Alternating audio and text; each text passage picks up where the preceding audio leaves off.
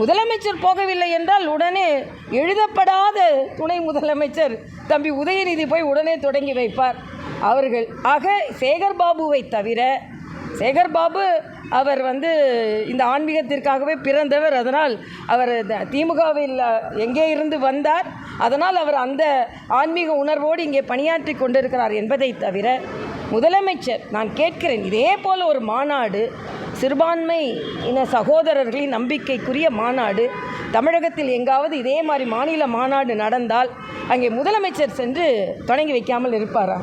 ஆக இது பேருக்கு என்று ஒன்று நடத்துவார்கள். ஆனால் நாங்கள் எங்கள் நிலைப்பாட்டில் அப்படியே தான் இருப்போம் என்பதை அவர்கள் வலியுறுத்துகிறார்கள். ஆனால் தமிழகத்தில் அரசாங்கமே ஒரு ஆன்மீக மாநாடு நடத்துவது, தமிழகம் ஆன்மீகத்தின் பக்கம்தான்.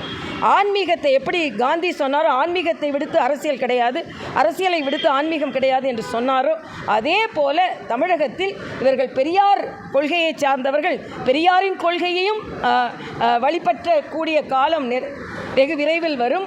அண்ணாவின் தமிழை பின்பற்றியவர்கள் ஆண்டாளின் தமிழையும் பின்பற்ற வேண்டி வரும் என்பதை இந்த மாநாடு வலியுறுத்துகிறது.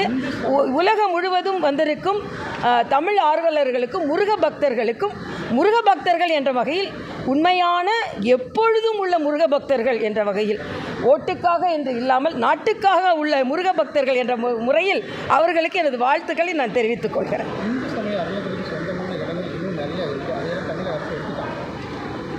இல்லை, நிறைய என்ன எடுக்க வேண்டி இருக்கிறது. ஏனென்றால் இந்து அறநிலையத்தை பொறுத்த மட்டில் அது மட்டும் இல்லை, இன்னும் அவர்கள் பல முன்னேற்றங்களை பல கோயில்களில் செய்ய வேண்டி இருக்கிறது.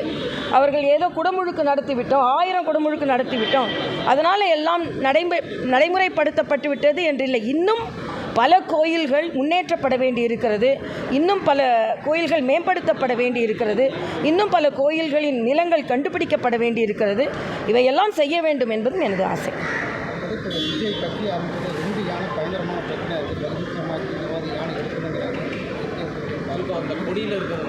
ஒரு மலர் கட்சி வர மலர் கட்சியாக வருது. நான் ஏற்கனவே சொல்லிட்டேன், அது வாகை பூவா தூங்கு மூஞ்சி மரமான் பூவான்னு தெரியல. ஆனால் தாமரை மலர் அங்கே, தாமரை மலர் எங்களுக்கு சொந்தமானது. அதே மாதிரி பகுஜன் சமாஜ் கட்சியோட சார்ந்த சகோதரர் யானை அவர்களுக்கு சொந்தமானதுன்னு சொல்கிறாங்க.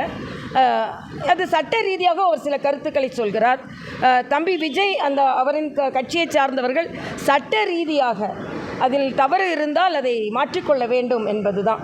ஆனால் விமர்சனங்கள் இல்லாமல் ஒரு கட்சி நடைமுறைப்படுத்த முடியாது. அதனால் விமர்சையாக ஆரம்பித்தாரோ என்னவோ, விமர்சனத்தோடும் ஆரம்பித்திருக்கிறார். அதனால் அவர் என்ன ஏது என்று பார்த்து மாற்றங்கள் இல்லாதது எதுவும் கிடையாது. அதனால் இன்னொருவரை புண்படுத்தாமல், இன்னொரு கட்சியை புண்படுத்தாமல் என்ன மாற்றங்கள் செய்ய வேண்டுமோ மாற்றங்கள் செய்யட்டும், அவ்வளவுதான்.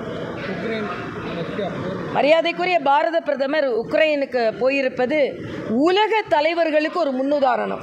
அது மட்டுமல்ல, பல மணி நேரம் ரயிலில் அவர் பயணம் செய்திருக்கிறார். இங்கே நம்ம இங்கேருந்து வேலூருக்கு போகிறதுக்குள்ளேயே ரயிலில் பயணம் செய்கிறார் அப்படின்னு பெரிய விளம்பரம் செய்து கொள்கிறார்கள். ஆனால் உக்ரைனில் விமானங்கள் போக முடியாத இடங்களில் சென்று அங்கே உள்ள உக்ரைன் போரினால் பாதிக்கப்பட்டவர்களை காணொலி காட்சி மூலமாக பார்த்து அவர்களோடு நான் இருக்கிறேன் என்று சொல்வது உலக அமைதிக்காக மரியாதைக்குரிய பாரத பிரதமர் அவர்கள் முயற்சி செய்து கொண்டிருக்கிறார். இன்னும் சொல்லப்போனால் வருங்காலத்தில் உலக அமைதிக்கான பல நாடுகளில் உள்ள பிரச்சனைகளை தீர்ப்பதற்காக ஒரு நோபல் பரிசு கொடுக்க வேண்டும் என்றால் அது நம் பாரத பிரதமருக்கு தான் கொடுக்க வேண்டும் என்ற அளவிற்கு அவர் பணியாற்றுகிறார். இணக்கமான சூழ்நிலைனா எப்போவுமே எங்களுக்கு பிணக்கமான சூழ்நிலை தான். இப்போ அவங்க கொள்கை வேறு, எங்கள் கொள்கை வேறு. அவர்கள் ஒரு கட்சி தனது தலைவரின் நாணயத்தை வெளியிடுவதற்கு அழைத்த போது எவ்வளவு விமர்சனங்கள் இவர்கள் வைத்தாலும் நாகரீகமான அரசியலை முன்னெடுத்து செல்ல வேண்டும் என்று மத்திய அரசு ஒரு ஆரோக்கியமான அரசியலை முன்னெடுத்து சென்றிருக்கிறது. ஆனால் கொள்கை ரீதியாக ஏன்னா ஏற்கனவே வாஜ்பாய்ஜி அவர்கள் இருக்கும் பொழுது எங்களோடு கூட்டணி வைத்திருந்தவர்கள்லாம் திராவிட முன்னேற்ற கழகம். ஆனால் இன்று ஒரு மாற்று அரசியலை முன்னெடுத்து செல்வது தான் எங்களது கொள்கையாக இருக்கிறது. அதனால் திராவிட முன்னேற்ற கழகத்தோடு கூட்டணி என்பதெல்லாம் அந்த நாணய விழாவோடு போய்விட்டது என்பதான் எனது கருத்து. அதிமுக பொறுத்த வரைக்கும் அதிமுக பாஜக இல்லைன்னா எதிர்கட்சிக்கு அந்தஸ்துக்கு வந்திருக்காதுன்னு சொல்லி அண்ணாமலை அதே வந்து கடந்த ஒரு போன வருஷத்தில் சிபிஆர் இங்கே கோயம்புத்தூர் ஒரு நிகழ்ச்சியில் பேசும்போது அதிமுக இல்லைன்னா வானதி நீ சட்டமன்ற உறுப்பினராக ஆயிருக்க முடியாது, நீ வந்து அவரை பகச்சிக்காத அப்படின்னு சொல்லி முன்னாள் அமைச்சர் எஸ்பி முன்னாடி வச்சுருக்கீங்க. அதிமுகனால பாஜக விட்டு வந்துச்சா, பாஜக இருந்ததுனால அதிமுக இல்லை, இது ஒரு மிகப்பெரிய விவாதம். ஆனால் ஒரு கூட்டணின்னு வரும்பொழுது எங்களது உதவியே இல்லைன்னு சொல்ல முடியாது. ஏன்னா எங்களோட உதவி இல்லாமல் எங்களால் மட்டும்தான் உங்களுக்கு 4 சட்டமன்ற உறுப்பினர்கள் கிடைத்தார்கள். இப்போ நாங்கள் நிரூபித்திருக்கிறோம். நீங்கள் பார்த்தீங்கன்னா 11% நாங்கள் நிரூபித்திருக்கிறோம். கூட்டணியாக 18% நிரூபித்திருக்கிறோம். 70 இடங்களுக்கு மேலே 2வது இடத்தை நாங்கள் பெற்றிருக்கிறோம். அப்போ எங்களுக்கு என்ற ஒரு வாக்கு வங்கி இருக்கிறது என்பது நாங்கள் சொல்லால் அல்ல, செயலால் நிரூபித்து காண்பித்திருக்கிறோமா இல்லையா? ஆக அந்த எண்ணிக்கை பதில் சொல்லும் என்பது எனது கருத்து. ஆளுநர் டெல்லி பயணம் அவர்கிட்ட தான்ப்பா கேட்கணும். பல்கலைக்கழக பட்டமளிப்பு விழாக்கள் ஒரு செய்தியாளர் சந்திப்பில் முதல்வர் வாயிலே மத்திய அரசு இல்லை, இதை மாதிரி தான் திராவிட முன்னேற்ற கழகம் முருகனை எதிர்த்தவர்கள், ராமனுக்கு செருப்பு மாலை போட்டவர்கள், இல்லை ராமன் தான் எங்களோட வழிகாட்டி என்று ஒரு அமைச்சர் பேசுகிறார். வந்து சமூக நீதி காவலரே ராமன் தான், அவர் வழியில் தான் திராவிட முன்னேற்ற கழகம் நடைபெறுகிறதுன்னு சொல்கிறாரு. அதே மாதிரி முருகனை எதிர்த்தவர்கள் இந்த முருகனுக்கு மாநாடு நடத்த வேண்டி இருக்கிறது. ஒன்றியத்தை ஒன்றியம் என்று சொன்னவர்கள் மத்திய அரசு என்று சொல்ல வேண்டி இருக்கிறது. ஆக யாரெல்லாம் பாஜகவின் கொள்கைகளை எதிர்த்தார்களோ, இந்து தர்மத்தின் கொள்கைகளை எதிர்த்தார்களோ, அவர்களெல்லாம் அதை நோக்கி வர வேண்டிய காலத்தின் கட்டாயம் வந்துவிட்டது என்பதைத்தான் முதல்வரின் மத்திய என்ற வார்த்தை காண்பிக்கிறது. பல்கலைக்கழக பட்டமளிப்பு விழாக்கள்ல இருக்கிற 2K கிட்ஸ் மத்தியில் முருகர் ஒரு எமோஷனல் கனெக்ட் ஆகிட்டு இருக்காரு. செவ்வாய்க்கிழமையான வந்து ஸ்டோரி இருக்கிறது இன்ஸ்டால ரொம்ப ட்ரெண்ட் ஆகிட்டு இருக்கு.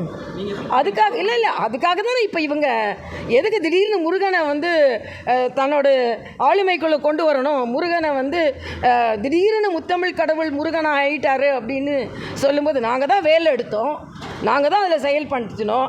ஆனால் அப்பொழுது இதே முருகனை மிக கீழ்த்தரமாக ஒருவர் பேசினார். அப்போ நடவடிக்கை எடுக்கலை. அந்த நடவடிக்கை எடுக்காததுனால தான் அன்றைய தமிழக தலைவர் வேல் யாத்திரையை நடத்த வேண்டிய கட்டாயம் ஏற்பட்டது. ஆக நீங்கள் அன்னைக்கு முருகனை நிந்தனை செய்தவர்களை எந்தவித ஏன்னா நாம் இவங்களை பிடிச்சிட்டா மற்றவங்களோட ஓட்டை பிடிக்க முடியாதோ அப்படின்ற ஒரு பயத்தோடே நீங்கள் பணி செய்து கொண்டிருந்தீர்கள், பயணம் செய்து கொண்டிருந்தீர்கள். இன்னைக்கு நீங்கள் முருகனை பாராட்டலைன்னா, ஆன்மீகத்தை நீங்கள் கையில் எடுக்கவில்லை என்றால் 2026 உங்களுக்கு மிகப்பெரிய கேள்விக்குறியாகிவிடும் என்பதற்காக அவர்கள் இப்பொழுது முருகனை பிடித்துக் கொண்டிருக்கிறார்கள் என்பதுதான் எனது கருத்து. பல்கலைக்கழக பட்டமளிப்பு விழாக்களில் வந்து கருப்பு உடை அணியக்கூடாதுன்னு சொல்லி மத்திய அரசு இல்லை, இது மத்திய அரசின் அறிவிப்பில்லை. நானே இப்போ தெலுங்கானாவில் துணை வேந்தராக இருக்கும் பொழுது இப்போ ஒரு மாற்றம், அதாவது ஆங்கிலேயர்களின் ஷேடோ எங்கெல்லாம் இருக்குதோ, உதாரணத்திற்கு இப்போ வந்து காதியில் உடை அணிகிறோம். அதனால் அந்த கருப்பு அங்கி, அந்த கருப்பு தொப்பி வந்து ஆங்கிலேயர்களின் ஒரு அடையாளம்.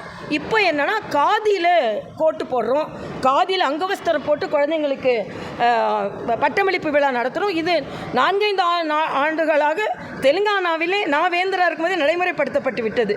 அதனால் இது ஒன்று புதிதில்லை. ஆங்கிலேயர் மோகத்திலிருந்து, அந்த நாகரிகத்திலிருந்து நம் நாகரிகத்திற்கு மாற்றுவதற்கான நடவடிக்கை இது. கோவை சிறுமுகை பள்ளி மாணவிகளுக்கு பாலியல் தொந்தரவு ஒரு ஆசிரியர் அதே 4 ஆசிரியர்கள் வந்து அதில் சம்மந்தப்பட்டிருக்காங்க.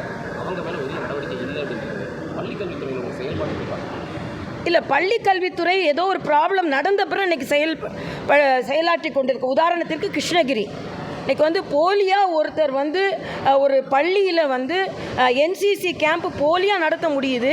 அங்கே வந்து பாலியல் பலாத்காரம் செய்துட்டு அந்த குழந்தைக்கு அதிகமாக மெடல் கொடுத்து அதை அவர்களை காப்பாற்றிக் கொள்ள வேண்டி இருக்கிறது என்ற சூழ்நிலையெல்லாம் பள்ளிக்கல்வித்துறையில் இன்னும் அதிக கவனம் இதிலெல்லாம் செலுத்த வேண்டும் என்பதுதான். பள்ளிக்கல்வித்துறை என்பது பள்ளி கல்வியில் மட்டும் இல்லை, அந்த குழந்தைகள் எந்த அளவிற்கு பாதுகாப்பாக இருக்கிறாள். இன்னொன்று, பாடப்புத்தகத்தை எதையெல்லாமோ நீங்கள் வந்து இலவசமாக கொடுக்குறீங்க, பாடப்புத்தகத்தின் விலையை கடுமையாக ஏற்றி இருக்கிறீர்கள். ஆக இதெல்லாம் ஒரு குழந்தைகளின் வருங்காலத்தில் அதிக அக்கறை இல்லை என்பதைத்தான் காண்பிக்கிறது. பாலியல் பலாத்காரம் என்பது, பாலியல் சீண்டல்கள் என்பது மிக கவனமாக கவனிக்கப்பட வேண்டியது. இப்போ கோயம்புத்தூர் மருத்துவக் கல்லூரியில் கூட மருத்துவர்களுக்கு சரியான தங்குமிடம் இல்லை அப்படின்ற ஒரு செய்தி வந்திருக்கிறது. ஏறக்குறைய எல்லா மருத்துவக் கல்லூரிகளும் நாங்கள் தொடர்பு கொள்ளும் பொழுது அதனால்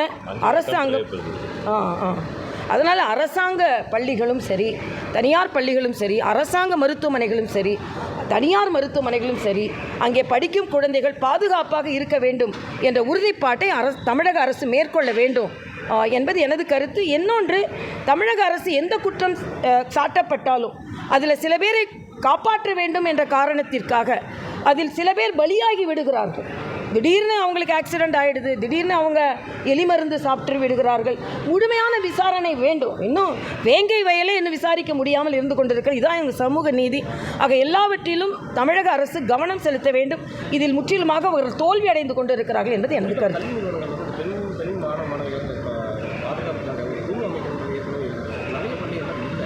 இல்லை, அந்த குழு அமைக்கப்பட வேண்டும் என்பதை பள்ளி கல்வித்துறை அமைச்சர் உறுதிப்படுத்தப்பட வேண்டும். இதைத்தான் நாம் கலாச்சாரம்னு சொன்னோம். அதாவது இன்றைக்கி என்ன சொல்கிறாங்க, ஆண் ஆசிரியர்கள் தான் ஆண் மாணவர்களோடு செல்ல வேண்டும், பெண் ஆசிரியர்கள் பெண் மாணவிகளோடு செல்ல வேண்டும் என்ற கருத்து. பெண்ணியவாதிகள் என்று நாகரிகத்தை பேசுகிறோம் என்று இந்த அடிப்படை கலாச்சாரத்தை குலைத்து வைத்திருந்தார்கள். இன்றைக்கி நாம் பார்த்துருக்கிறதுக்கு அத்தனை பிரச்சனைக்கும் அதான் காரணம். ஆனால் இன்றைக்கி பழைய நாம் கலாச்சாரத்திற்கு திரும்புகிறோம். ஏனென்றால் இன்று சமுதாயத்தை நம்ப முடியாது. நாகரிகம் என்ற வகையில் இரு பாலரும் ஒன்றாக எந்த இடத்திற்கும் போகலாம் என்பதை நம்ப முடியாத ஒரு சூழ்நிலையாக இருக்கிறது. அதனால் கலாச்சாரம் இன்று நமது கலாச்சாரமாக திரும்பிக் கொண்டிருக்கிறது என்பதையும் நான் தெரிவித்துக் கொள்கிறேன். நன்றி தம்பிங்களா. கோயம்புத்தூர் மாத்திரம்